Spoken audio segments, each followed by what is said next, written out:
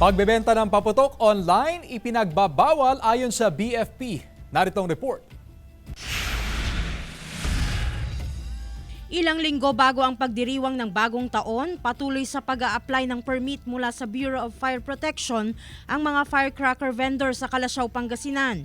Ito ay para sa kaligtasan ng mga nagbebenta at mamimili at para tiyakin na sila ay susunod sa mga ipinatutupad na fire safety regulations. A total of 9 individuals na nag-apply para makapagtinda ng paputok. Kaya ito po yung nabigyan na namin ng kaukulang permit at saka yung certificate. At sila lang po yung aming napayagan kasi sila po yung mga nag-comply doon sa mga fire safety requirements. Nanawagan din ng BFP na huwag tangkilikin ang mga nagbebenta ng paputok online. Ipinagbabawal ito at iligal dahil walang kaukulang permit ang mga nagbebenta online. Mula December 22 hanggang December 31 lamang pinapayagang magtinda ang mga firecracker vendor sa kanilang mga stall. Hinihikayat ng BFP ang mga mamamayan na huwag nang gumamit ng mga paputok at ugaliin ang ligtas na pagsalubong sa bagong taon.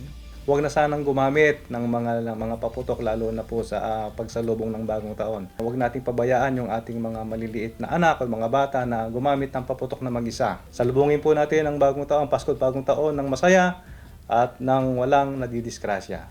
Kasama si Ron Taniedo, Glam Calicdan Dizon, One North Central Luzon.